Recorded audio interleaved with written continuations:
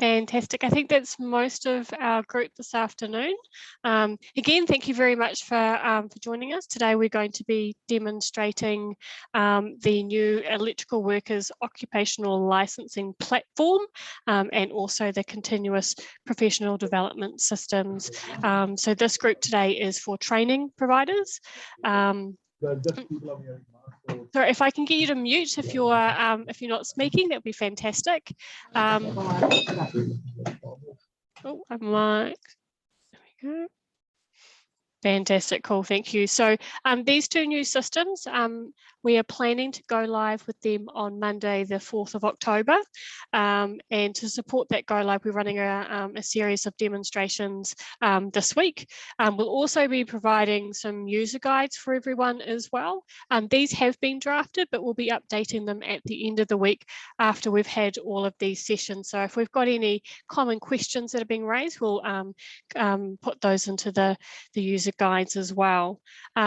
During today's session, which will be run by Joe, please feel free to interrupt during the session to ask questions. So either unmute yourself to speak up, or there is a chat function at the bottom of your screen that you can use as well. If you are unfamiliar with Zoom, please shout out and we can have a quick one-on-one on the session as well. If we don't know the answers to all of your questions straight away, we will put those into a parking lot and we'll come back to you with the answers and some screenshots as well. So we'll be doing this for all of the sessions that we're running this week. So the summary of the Q&A, if you like, will be available later in the week. We're also recording these sessions as well. So if you want to revisit the session or share the session with other colleagues who weren't able to join you today, we can facilitate that as well. And just, of course, if there's any terminology that we're using today that you're unfamiliar with, please shout out and we can clarify what we're talking about as well. But I will hand you over to Joe now. Thank you. Kia ora everybody, welcome to this afternoon session. I'll just pull up my screen share now. As Karen said, today we're going to be running through two new platforms that are planning to go live on the 4th of October. One of them is our competency platform, which is short-named CPD. And the other one is our occupational licensing platform, which we sometimes call OLP. I will try and avoid acronyms as much as possible throughout this though, as I do know that they can get a bit confusing. Now today we've got a couple of different people within our audience. We've got training providers as well as competency providers. Within the new platforms, we've kind of split up those two functions into two different areas that you go into. First of all, I will take you through a little bit to do with the competency platform, sometimes called CPD, and just show you a little bit about how that works. And then I'll take you through the licensing platform, which is where our training and our safety training will appear. So safety trainings will appear in the licensing platform, and specific competency courses will be in the continuous professional development in the CPD competency platform. I can see that we've got a question to start with. Oh, great. That's just Karen letting you know that if you do have questions, feel free to unmute or you can use the chat functionality. I will be pausing throughout this to check in with if everyone has to see if you have any questions during it. So to begin with, this is our competency platform. The login details will be provided to you. And when you log in as a competency provider, you will land on a dashboard that will look something a bit similar to this. There'll be some updated details, of course. For example, your user details will be here rather than our test user. In terms of how this will function, the competency platform provides a neutral platform for all competency providers to display the courses that they offer.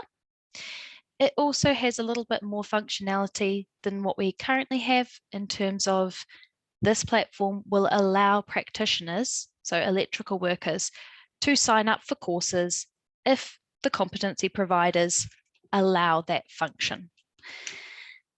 So within it, we generally have courses that people would run on a fairly regular basis. And I've set up a basic one here, which is just an example.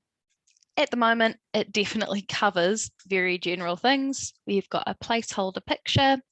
We've got some basic details here. And then there are some test events.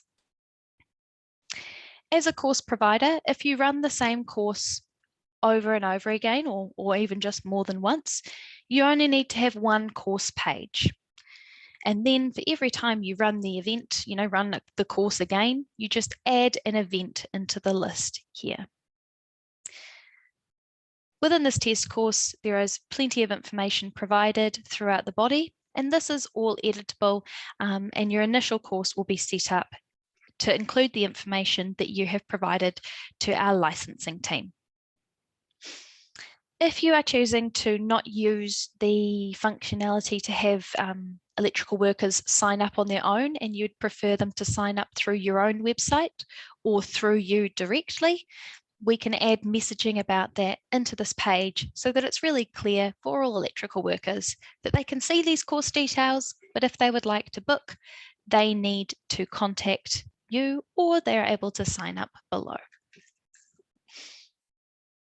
I'll take you through to the events now, as that is something that a competency provider will need to be quite aware of. These events allow you to give us a list of who has attended your events and were they successful? Did they successfully complete it? For this one here, we can see an event that happened in the past. 5 people booked out of a maximum capacity of 10, so you can edit that capacity if you need to. And to take their attendance and say whether or not they passed or not, you can just select the Take Attendance button, select all of the learners,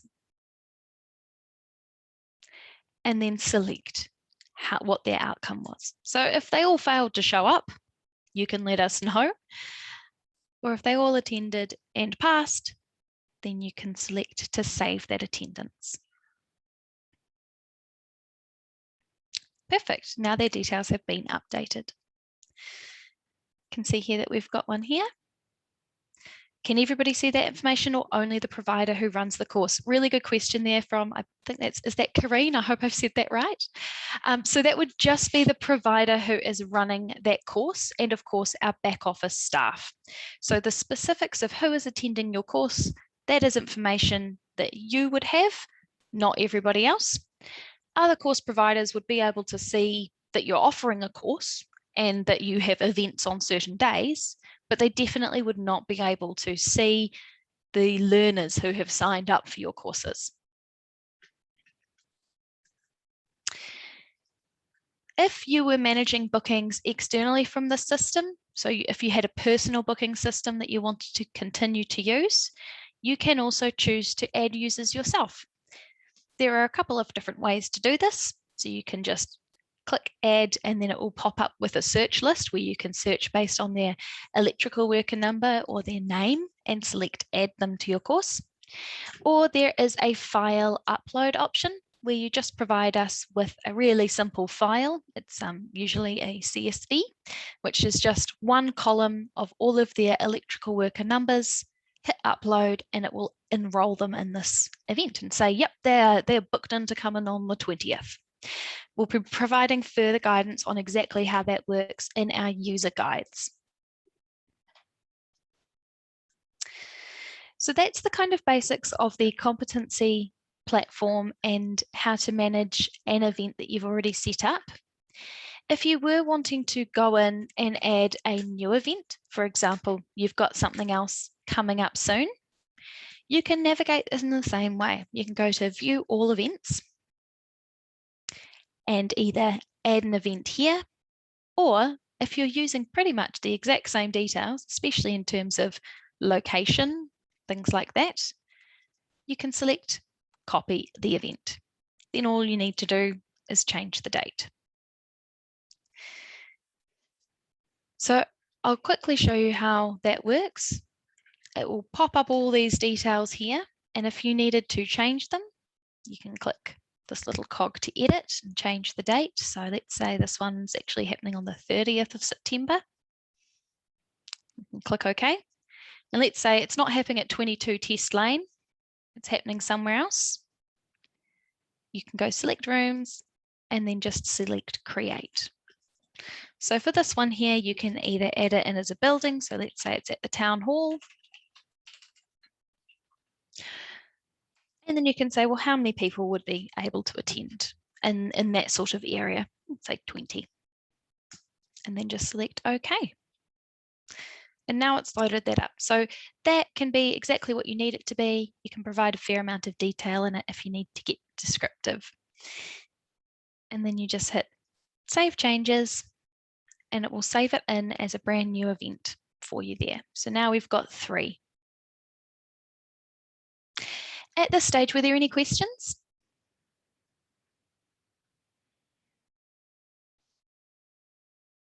No, perfect. There is a lot more guidance coming through when we provide our user guides. They'll be coming through to you later this week.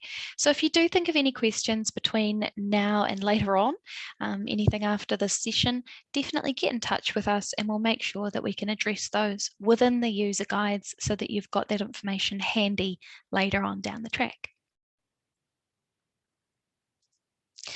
Now I will take you through to our occupational licensing platform. This is where our training providers and our safety training providers will be adding the information about that. So slightly different portal with a different feel. Because you're all known to us, we will be sending you out invitations to this particular portal. Actually, not this particular one. This one is our development one, which is what you can see there. But you will be sent out an invitation to the portal. And when that arrives, you will click, yep, sign me up, and then it will take you through to this page here. You can then choose one of the 3 identity verification providers that we are going to be providing in an ongoing way. And this just is one way for you to log in the future. And it brings us a bit more into line with other websites who have multiple options there. So for this one, I will choose to sign in with Google because that's what I have signed in with before. It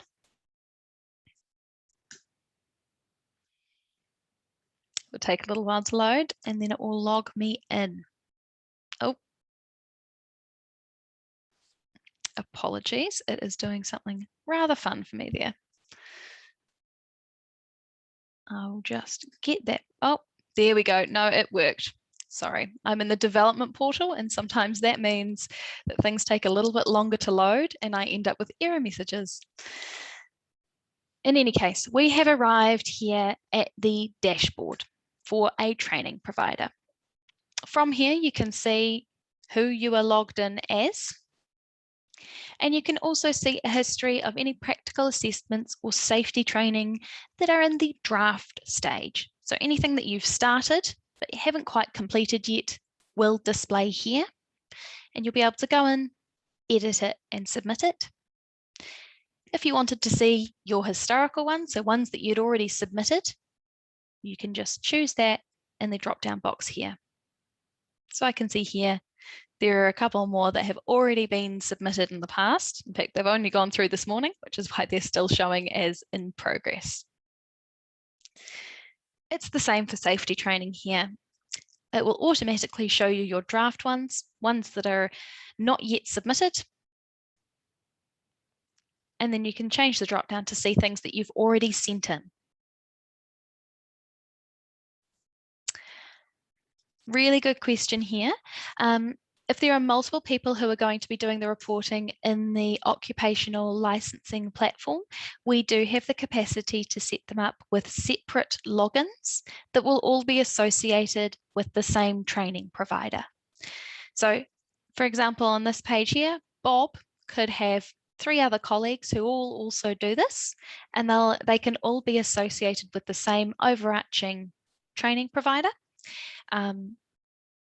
But they would all have their separate logins for this. So in here, I'll take you through quickly how we make, create a practical assessment and a safety training. The processes are really similar to each other. Oh, I can see we've got another question. Oh, great. So to create a practical assessment, you just click this blue button in the corner. And then it takes us through. This is also where we can see the organisation that Bob is associated with. He's associated with Sparks R Us. So if there were a few other people who worked for Sparks R Us, when they come in to add a practical assessment, it will automatically put the organisation in that field. Now the subject line here can be used by you to help you identify these ones in the future. So for this case, let's say we ran a training course or, practical assessment. And let's say this one was on the 17th of September. Of course, you can use whichever subject line will help you identify it going forward. I'm just using this one as a bit of an example for what you can use to help you identify which ones are from when. Then it takes you through to adding in a practical assessment. So, of course, when you're running these sorts of courses, you can have many different people sign up, and they might even actually be being assessed under slightly different capacities. So when you select to add one, it opens up with this pop-up here where you can add the practitioner, the assessment they did, the date it was completed, the outcome, any comments that you need to add, and a file. So if there's a paper copy or anything else like that, you can upload that here. So first things first, I will add in an example.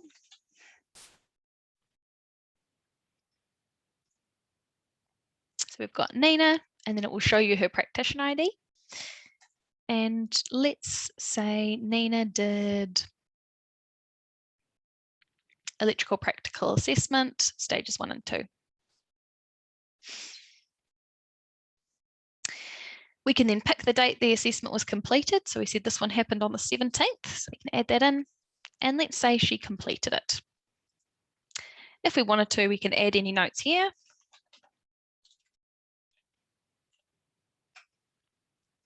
And we attach the file. So let's say this one, test document, and then select submit.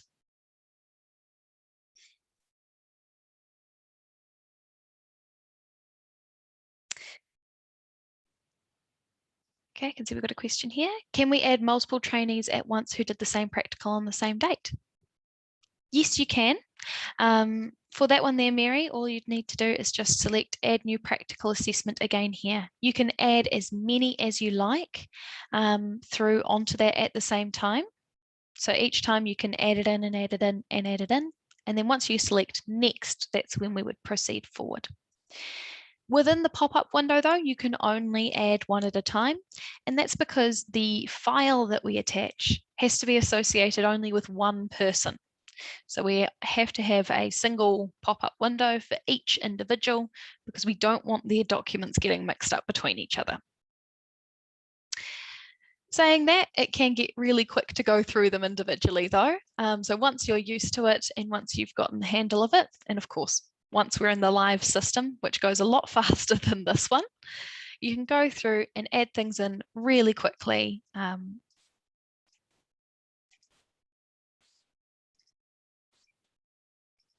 Especially if you've got the files ready to go. You can have them lined up and go through, hit submit. And then you'll see in the list here, now it's got 2 people loaded up at the same time. So you can keep adding to that. And if you had a few more coming through and you thought, oh, actually I've got some coming in tomorrow, you can save this as a draft essentially by selecting next, which takes you through to the summary page. Shows you everything that's going through. And then instead of selecting next again, you can just head straight back to home. Oh, sorry, not home. Oh yeah, there we go, takes you back, good. and then it will show up in your drafts here. At which point you can choose to go in and edit it or discard it at a later stage if you want to. So we'll go in and edit this one again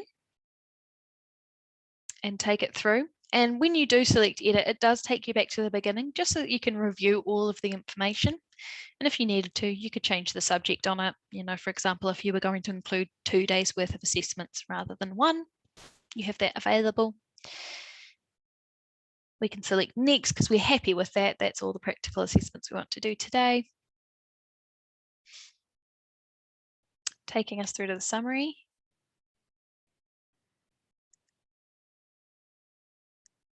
For the attaching of the file, I'll double check with our licensing team just to confirm what their requirements are. I do believe that that is why there is the attach file functionality there, because we do need some of that information. But I will triple check that for you there and we can get back to you on that question. So once we're in the summary page, we're able to view exactly what you've added and the amount that that comes to. So these ones here are $85 each. You then do a quick declaration down the bottom saying that you declare that the records being submitted are true and authentic, and just select next.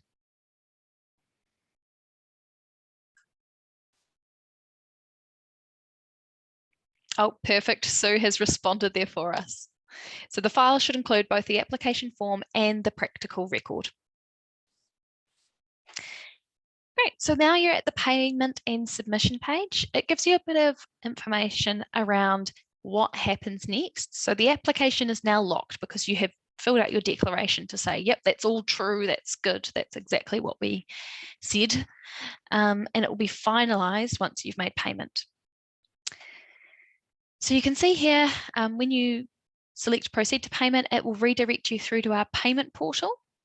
And that's why we've got a little bit of reference information here for you before time, just so that you've got that available for you going ahead. So you can see here, we've got a reference number and we know the organisation it's under. So before you navigate away, you know exactly what information is going through.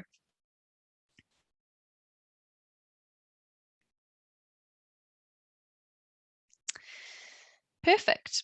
So we can see here, we're in Sparks R Us. That's good. We've got an organisation number and we can see the fees here.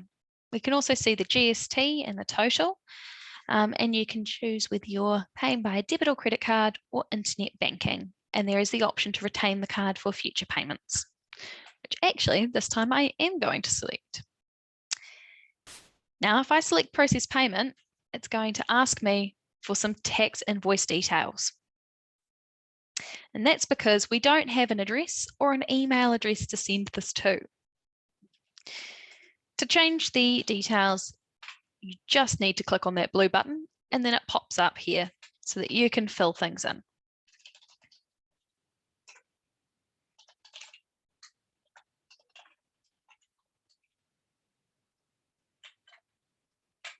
You then provide an email address where the invoice itself can be sent so that you've got that on record. So in this case, I've used my work one because this is work related for me.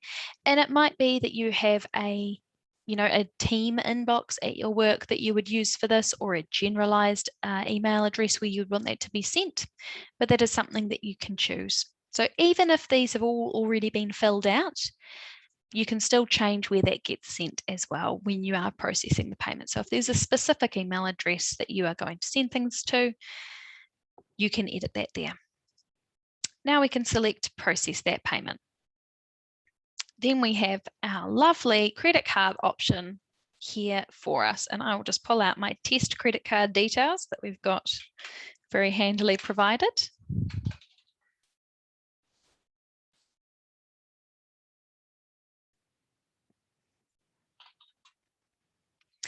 And then we just select submit.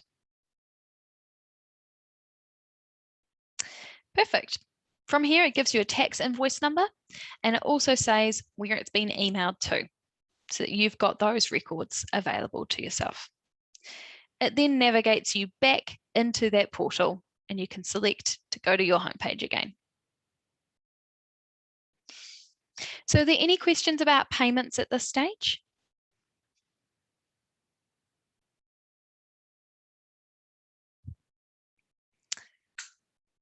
Perfect. In that case, one of the last things I think it's really worth showing you is the invoice history option. So here you can see that there's a hyperlink for view your invoice history.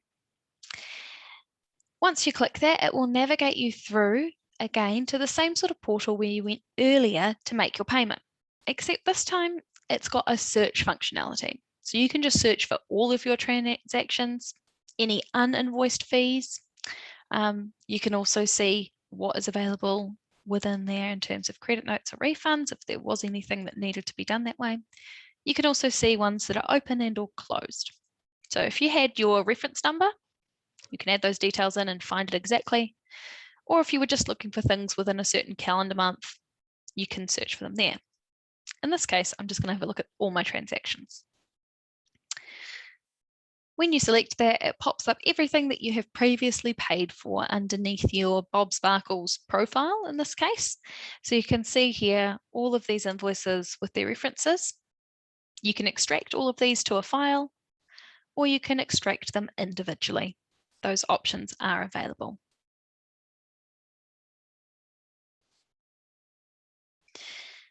So that is the occupational licensing platform from a training provider perspective. I will take you through the safety training in a moment, but I did just want to ask, are there any other questions now?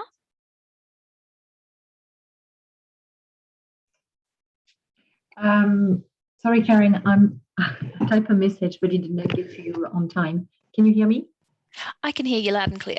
Okay, it was back on the payment when you had the screen with the name of the description of the product and the EWRB number, but there was 2 columns on the left with a name. Can the name of the student appear there or not on the invoice? Oh, on the invoice itself? It was a payment screen. Oh, okay, I'll just get us through this one here. So I had a backup practical assessment ready to go as well. I'll just take us through that process. And if you just sing out when you would like me to stop, I'm happy to. So we can go next here.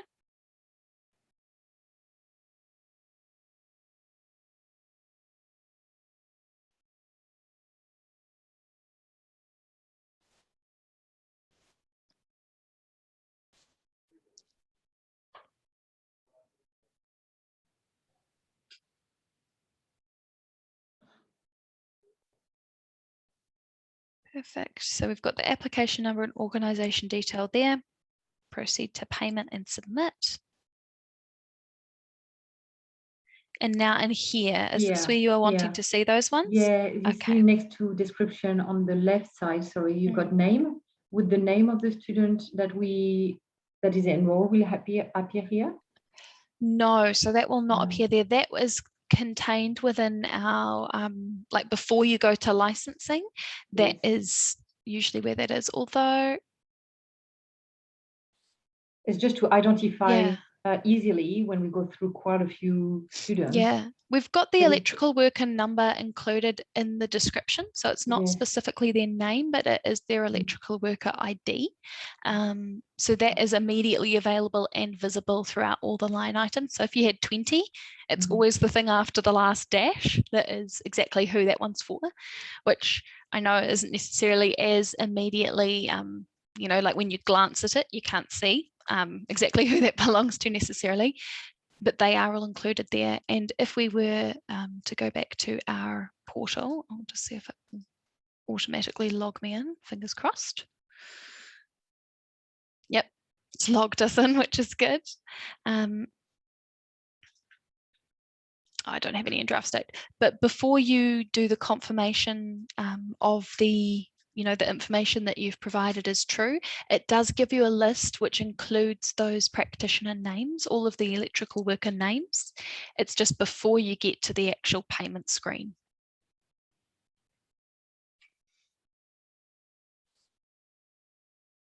You can also cancel the payment ahead of time there.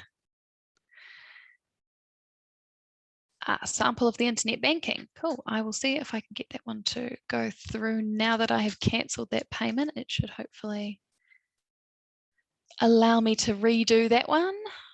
Let's see.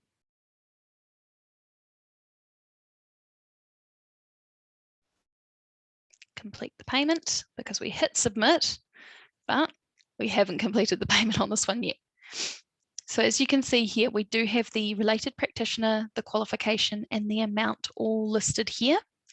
So if you're wanting to kind of eyeball that and keep a record of that, this is the page where you can quite easily do that based on name.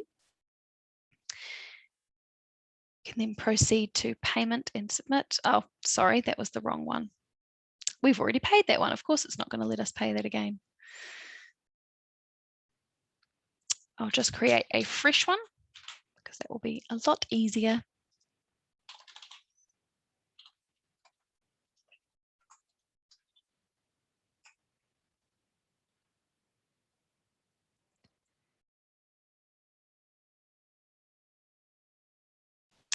The live system will be a lot faster than this, which I will be pleased about, but because we're in that development area, the test area, it does go a little bit slower. Okay, so for this one, let's add in 2 people. Oh, that person there. Select the practical assessment, date completed, outcome, and we'll attach our file.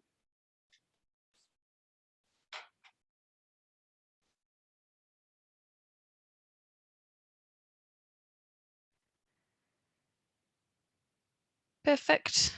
Select next.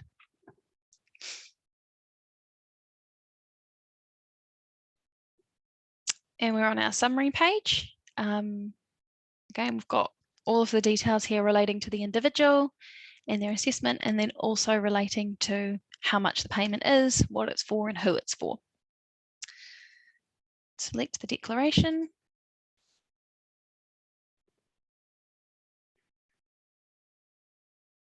Proceed to payment and submit this in.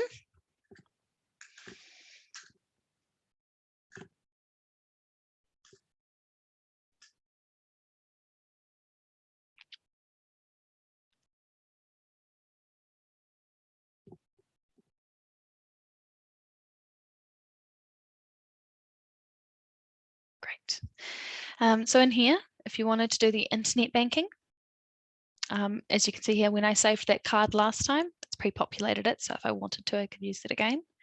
But if I wanted to do internet banking, you can follow these instructions here. You'll need to log in and make sure that you've got a business account which has the multiple signatories because of bank security features, and then process payment. Oh, again, pesky tax invoice details.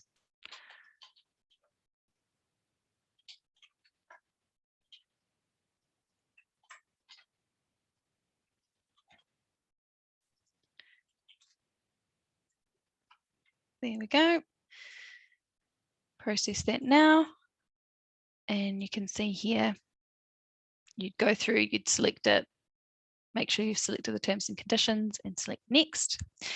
Now, as a warning, I don't have a test account to use for this, so it might block me pretty soon. But yes, then you just have a customer number and a password that you can provide. Select next, and it will take you through those stages pretty logically in terms of selecting an account, making sure you've got the reference details correct, and then providing a payment verification. So we'll cancel that for now and cancel the payment. Great. Account has not been charged, payment has been cancelled. A wonderful message to receive when you have exited out of doing it. So it's good that it provides a nice little pop-up there to let you know that that's not gone through. Now I can again select cancel and head straight back to our portal. And we can go from there to the homepage. Were there any questions about anything else in terms of the licensing portal before we move into the safety training portion?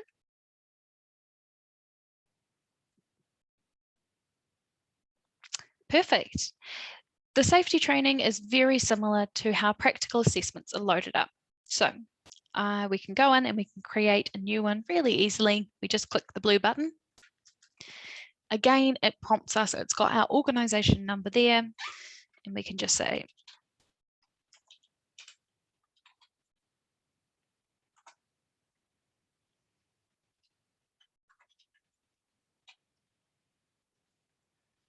adding in a subject line that provides you with enough of a prompt to know exactly which one it is that you have loaded up here. From here, the adding a new safety training button is very similar. We find our practitioner.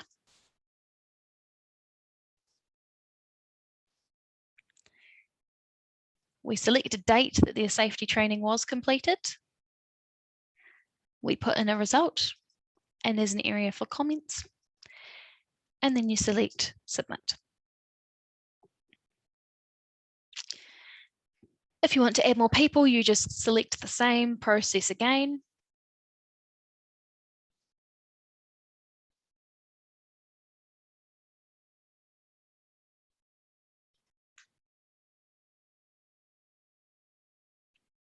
And you can build a list of them. Again, if you don't want to submit it all in one go and go end to end on the process, this can be saved. If you just want to go back to your training provider dashboard, you can. So if you get halfway through and you've got a big list and you think, actually, I don't want to quite process these all right now, I'll do half now, I'll do half later, you can do that and it will just show up down here in your draft status. From there, you can just go straight back in by clicking on the little blue drop-down box here and selecting Edit. Really good tip there from Sue, just saying using their electrical worker number, copying and pasting that into the search box is a wonderful way to find them, especially once we have more than our small sample size of test users in the system.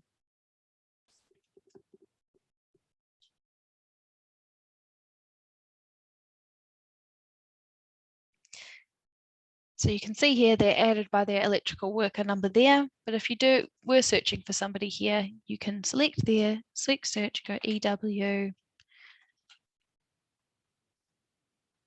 see, and then it will bring up everybody that starts with that number if you were needing to add somebody who had a specific electrical worker number. For now, let's say that's all we wanted to add. Select the declare. We recommend using the electrical worker number rather than the registration number because those things change over time. So the electrical worker number is constant based on the person rather than what license they currently have or don't have.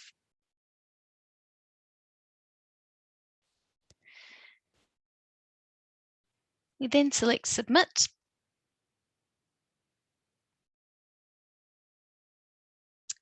And it gives you a message to say that's been completed successfully. You can now return to your home page.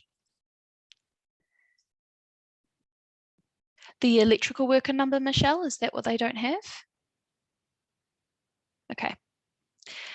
I will have a chat with the team and see whether it is an option to search based on that. It might be that they need to provide this as a requirement.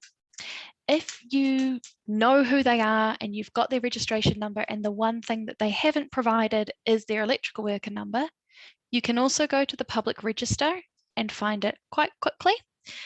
So for this one here, let's say, I'll use Nina again because she's my test person. Let's say Nina just gave me her registration number and I know who she is. I can come in here, I can find Nina. And when I click on her name, it loads her up and I can see in here her practitioner number, her electrical worker number. So that information is always publicly available. So it is there. Okay, but it might not be. If they haven't provided that to you, I mean, there is a way to find it. I would recommend though that that is something that is, something that you would ask for. We've got another question here which asks, do the participants who are incomplete from the drop-down need to be added also? We would recommend adding them in because this forms part of that practitioner's history. So if they have come along to the course and they have not done those things, then it's good for them to know, oh, actually, that was an incomplete. You failed to complete that one there, but it is in your records that we do know that you gave it a go. And we've got another question here from Mary, and those whose names is very common. Exactly. So in the public register, you do have the option to be able to search based on a full name, their registration number, their town and city. We do also have advanced search, which is available. So if you know and you're not quite sure, but you know, let's say it is John and we know that he's in Auckland. Let's have a search and let's see if we can find anybody. Nobody at the moment. That's because I'm operating off of test data. But we can go and we can search based on single things alone and it will pull it up for us. And when you do click into them, if you're wanting to check that it's the right one, there are those things available in terms of the things that they have to provide on the public register.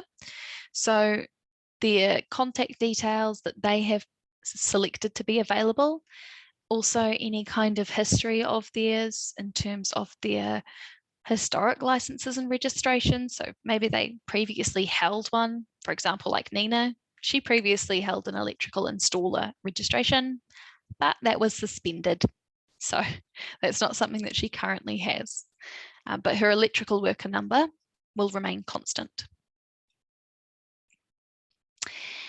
So I can see here we've got a couple more questions. The date of birth itself is not visible to see, but there are lots of other details that you can identify them by. And I see we've got another question. If we add the safety outcome on this portal, do we need to go back to the first portal you took us to? No, because it is not a competency element. We keep that in the licensing platform. Okay, so I'll take us back to Bob and we can go through and basically see the history of the things that we've processed today. So you can see here, if we wanted to see what we've submitted, we can click submit under this drop down. We can view the drafts or submitted ones. And from here, you can see this one's complete. If you want to view the details, you can select the drop down and it will open a little thing which will tell you these were the people, these were the dates, all those bits of information are available for you later on down the track. And it's the same for your practical assessments as well. So you can see here, if we wanted to go in here and have a look at these ones are not completed payments at the moment, but if we wanted to view the details on them, we can see here who they're for, how much they were for, and those details available. Okay, so we've got a bunch of questions coming in. I'll just make this a bit bigger. Okay, so can we still report someone if they do not have an EW number or not register with the EWRB yet? So for that one, if they haven't yet registered with us, then we wouldn't be able to collect their details in terms of things like that. But if they had completed an application, so if they've applied, then we will have an electrical worker number for them, even before they've got a registration number. So if they had never applied to be an electrical worker of any type, then we wouldn't be able to add in those details because they don't exist. But if they have made an application to us to become an electrical worker, we will be able to find them based on their electrical worker number, which they will have been provided when they made their application. So on that front there, Michelle, if there were people who are going through this before they have done their application, then yeah, so they can also sign up without applying for something. They can go through the sign up process for the portal. So they can go through and they say, yep, I want to register for the electrical worker portal, sign me up for that. That goes through a process and generates an electrical worker number for them. And then once they've got that sign up to the portal, they're able to go through and do other applications for registrations later on. In terms of people who haven't signed up for the online portal at all, we are not aware of them. So if they were unable to be added in here, I would recommend that you contact us, but also check in with those individuals as well if you were having any further contact with them to see, okay, well, are you applying for something? Have you, gone through any process there? Because if they haven't contacted us in any way, we don't know that they exist, so we can't collect their details. Yeah.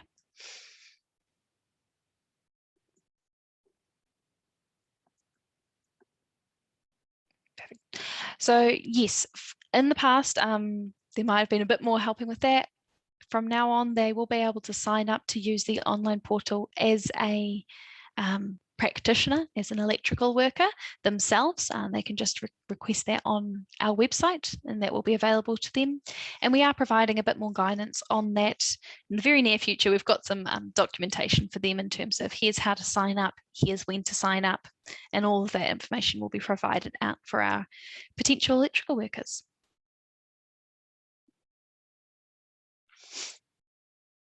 Perfect. Well, were there any other questions?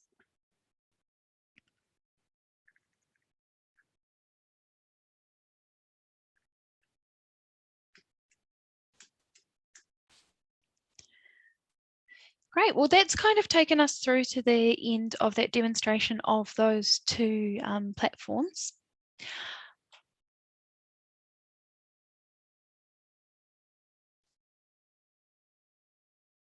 Perfect.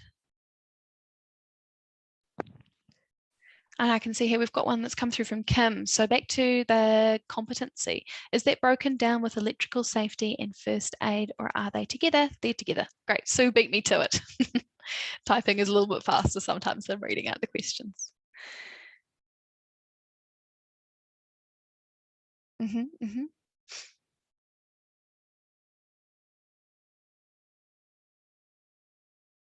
Okay, so Kim has said, you often have people who don't do the first aid with you, but they have provided evidence that they have done it elsewhere. Okay. Can I pop in here? Of course you can, go for it. Okay, so as long as they provide evidence that they've done the first aid, the CPR elsewhere, and you can view that evidence and it's happened within the previous 3 months, then you can report it to us as complete. If they don't meet those criteria, then it's not complete. Okay. Perfect. Thank you so much for that, Sue. And I can see here that we did have a bit of information up the top here saying, can we have this info as well to guide them? Yes, that is something that we can provide out to you if you would like. It will also be available on our website in general for everybody that's involved, but I can pop through a request that we get that distributed to you as well. So I think that's been added to, or will surely be added to, the safety training part of our website. But and also the competence program part. Sorry, yes. Trying to keep those two parts separate. Perfect. Well, if there weren't any other questions, I will wrap us up at this point. Of course, if there are any other questions that you think of, after the meeting, oftentimes when you're being shown something, it's hard to think of the questions that you have at the time. But if there is anything that you think of after this and you want to get some answers on that front, feel free to contact us. And as Karen said at the beginning of this meeting, we will go through, collect all of the answers to the questions that we haven't answered today and include those with the kind of more detailed information about these systems later in the week. Oh, and a good one here from Corinne. Who do we contact? Is that me?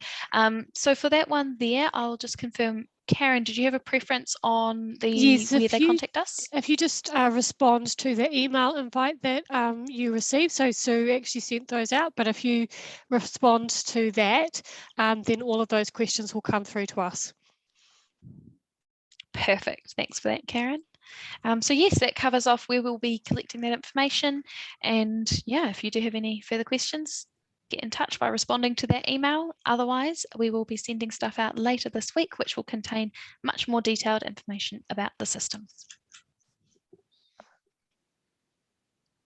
Great. Thank you, everyone. Have a lovely rest of your Monday afternoon, and we look forward to any of those additional questions coming through. Thank you very much. Bye.